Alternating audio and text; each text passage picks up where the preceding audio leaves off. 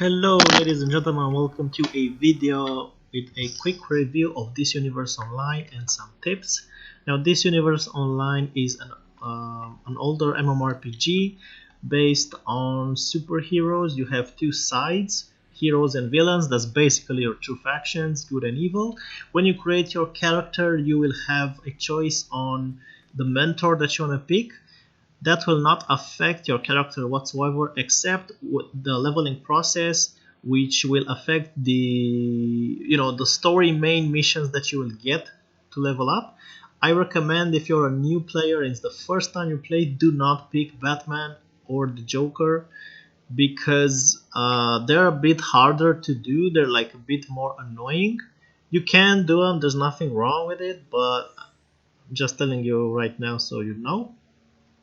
Now moving on into the game, once you reach level 40, that's basically where the game really starts. Mostly what you will do is you will go to your on duty tab, and you have here different tabs here: 1 player, 2 players, 4 players, and 8. What you're gonna want to do is go to your 1 player, and you will have only access to tier 1. If you click on each of the missions that you have available, it will tell you the combat rating that you need for them. In order to access higher tiers, you will obviously need the combat rating minimum required. Now I recommend playing as a tank or a DPS or a healer. Honestly, I recommend using the second option of your hero, your second stance. So every power has DPS stance, and it has a secondary special role that each power have. For example, Rage has DPS and tank. Now the DPS role only gives you about 10% more damage, which is not a lot, especially when you're leveling up. But if you play on your other secondary role, that really gives you a big boost with whatever role you're playing. If you're a healer, if you're a controller, you can regenerate your mana, your power faster. If you're a tank, that's super good, you get insane defense, so that's why I recommend playing with that. I also recommend using super speed as your first power, because most powers in this game, especially melee, will use certain powers from the super speed tree in order to do more damage. Now if you're not interested in being on the top of the leaderboards when you're doing a raid, like top 3, every power can be competitive. Don't think that there's like a power that's super weak than the other. Of course some powers will do more DPS than others, but the difference will not be that great. Like if you choose a power and you want to go to a raid, nobody will come and say we're not taking you because your power is bad DPS. No, it's all about the player and the skill. Now moving on, what I wanted to talk about is the way you advance in the tiers is your combat rating. On the left side up on the screen you see my name, and you see the number 48. 48 is the combat rating, the total combat rating of my character. In order for you to raise that as fast as possible, you must always look to get to replace the slot that has the lowest item level on your character. So I think my weapon was the lowest. No, it's 52. I think I actually replaced it pretty recently. My other weapon was like 23, I think, and so this is the weapon that I had before. It was the lowest one. You see my other slots are like 48, 46, 44, and if I go back here, you see I have 45 item level, right? So this is the lowest one that I had. The other ones were pretty high. And what I did, I actually opened the box that I had with a weapon, and I got this one, which is item level 52. When I equipped it, you see it boosted my CR from CR, it means combat rating, from 45 to 48. This is what you want to do in order to upgrade. Now if you the more you play missions, you will get currency when you level up source marks. These source marks can be used to buy gear in order for you to advance, and you will find different PvE vendors here. You see combat rating 57 PvE vendor, combat rating 80. So for example, if you want to get combat rating 80 vendor, you cannot access it unless you are closer to that CR 80 range. So right now I can't buy stuff from him. I'll have to buy stuff from this vendor until I am close enough, probably like 60 plus CR, maybe 65, and then you go check it out, see if you have access. Now I was here at 46 and I am now at CR 57. This is a very I just leveled this character up. As you can see, I wanted to show you what you do. So moving on the on duty tab, you will get a lot of rewards and gear from the tires you're gonna do. I do have to mention that the game changes the moment you reach closer to end game. So from like tire let's see, tire 8, let's see, one player, yeah, so from the tire 9 you will no longer get the loot that you will get from these instances will no longer be better than the one you have. So in order for you to get better gear on when you're like very high combat rating, like 250 plus, you will need to go to a certain zone which you will do daily quest from. And I am actually going to show you how that looks like on my highest character that I have. So this one is the highest. I don't really play it, but because I switched to another one with Earth powers. But I wanted to explain to you how you should look at this game. The biggest thing I recommend is that you are going to play with friends, or if you really like superheroes that much, you can play solo or find friends here, but playing with friends that you have will be the best experience that you'll get. If you're gonna try and solo the game a lot, you're just gonna get burned out and bored. So here I am on my bigger character. See, I have 289 combat rating on my left there. If I go here, you see I have 252, 250, and the tires that I showed you on the on-duty tab here. See, I kind of unlocked these tires, which is, for example, Scarlet Speedster says relevant combat rating 264.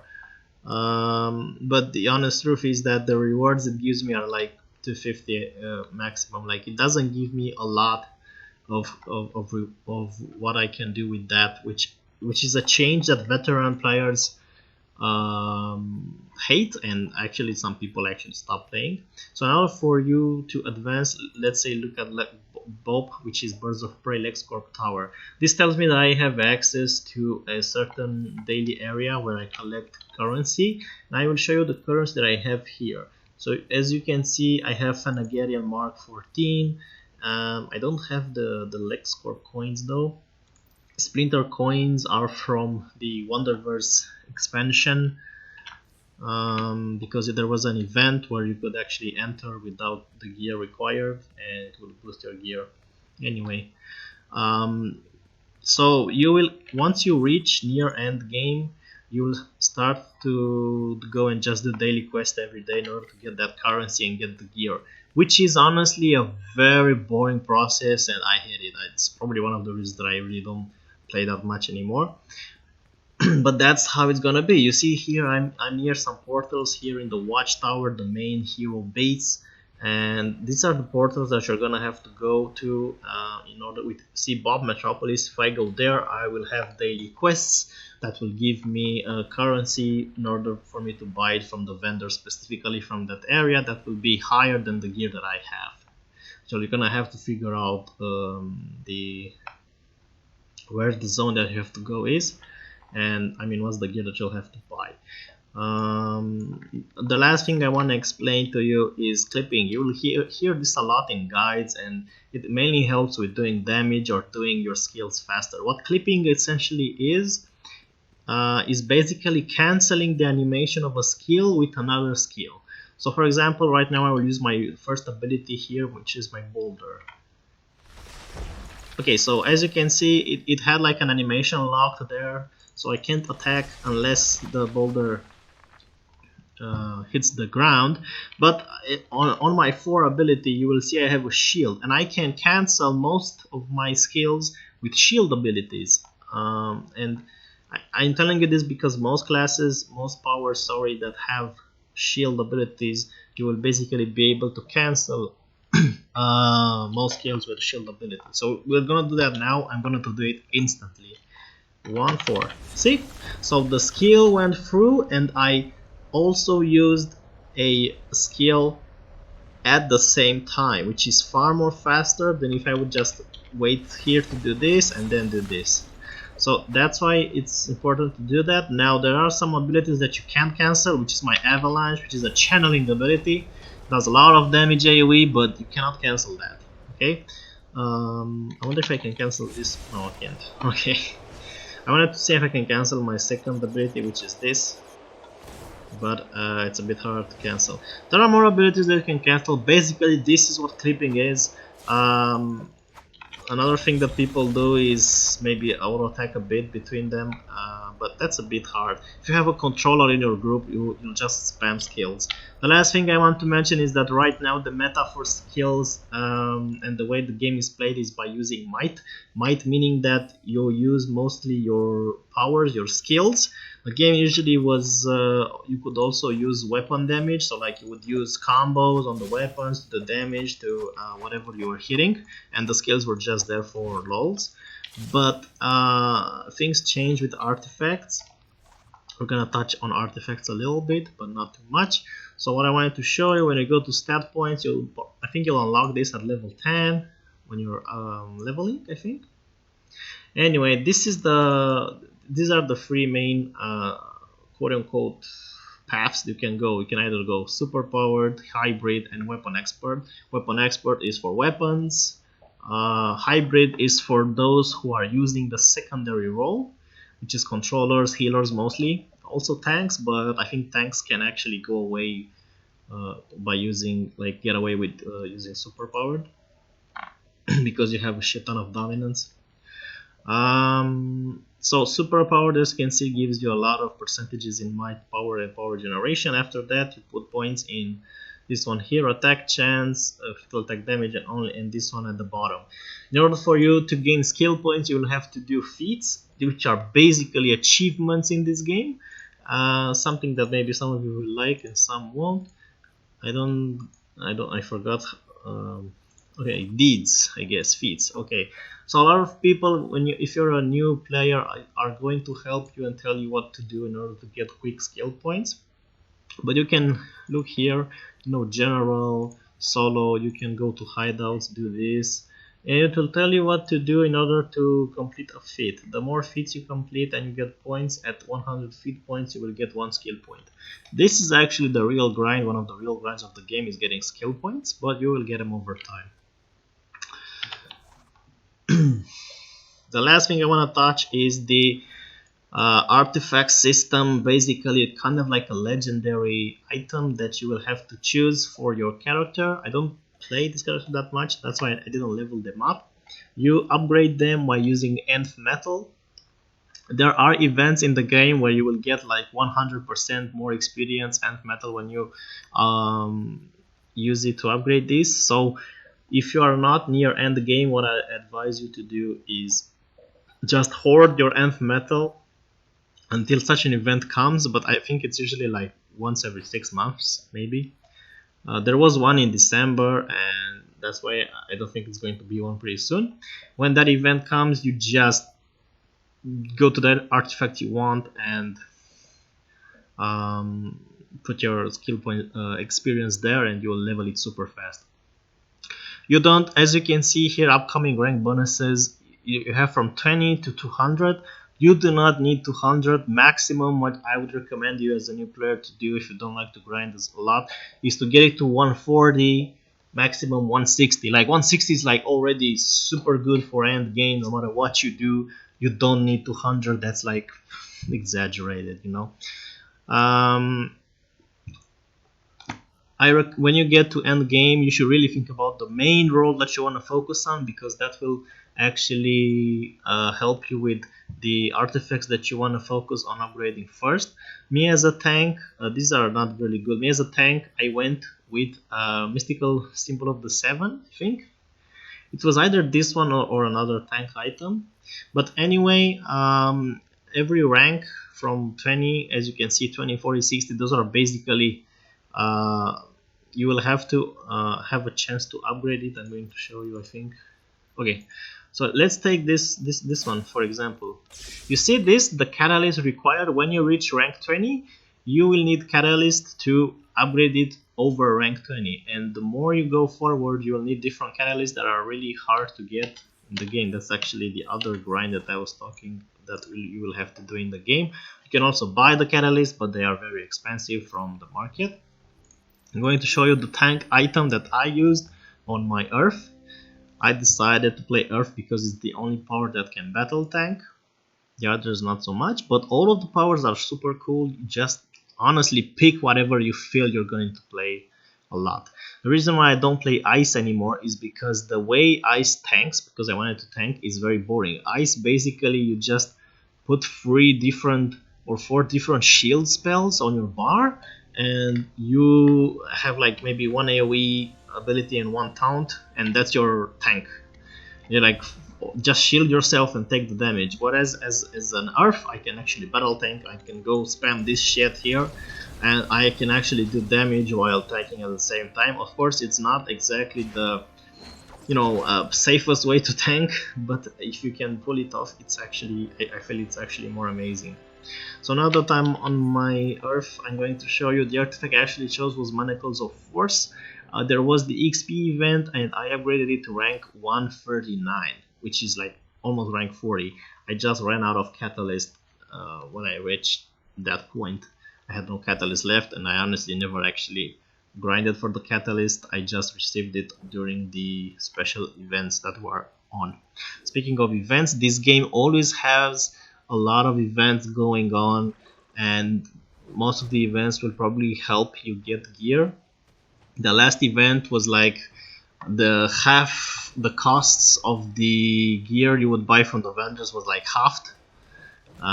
For Wonderverse, for example, Wonderverse expansion or chapter, which was like super good. Like if you would have grinded before that, you would have probably full end game gear, because honestly I think that Wonderverse gear before this new expansion with the future stuff, future league and shit, before that you had Wonderverse, and Wonderverse was like the end game content. And you see Splinter coins. I have Splinter coins. And if I would have actually grinded that shit every day, when that event came, I'd have probably been full geared. It was like 50% off of every piece of gear. But I no longer really actively played the game, although when I did, I learned as much as I could on it, and I wanted to share you this. The last thing I want to say is that the reason why I actually love this game a lot is because the customization options are one click away. You don't have to go to a vendor, you just press your inventory, you go to style, and every piece of gear you collected during your gameplay, you'll have it here. You can just, the reason I don't have this is because it's on another character. I do not recommend using replay badges to unlock stuff. Just do it on this character if you change your character ever. Replay badges, you use them to reset certain instances that you've already done for the week or the day, and you can do it again for the currency and basically to grind gear. So as you can see here, you can just choose different options. It's super good, it's super easy. Find the one you like, you press save, and basically your character looks the way you just selected. This goes for face, for shoulders, for everything, even the weapons, everything. Super easy way to customize your character. God, if other games had this, they would be so much fun, so much fun.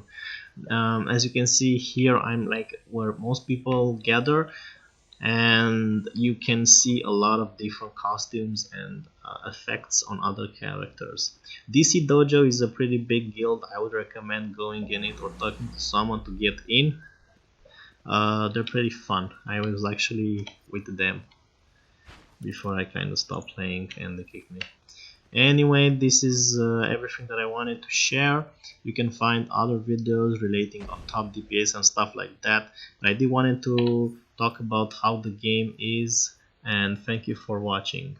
If you have any other questions or you would like me to cover other games, let me know in the comments. Bye bye.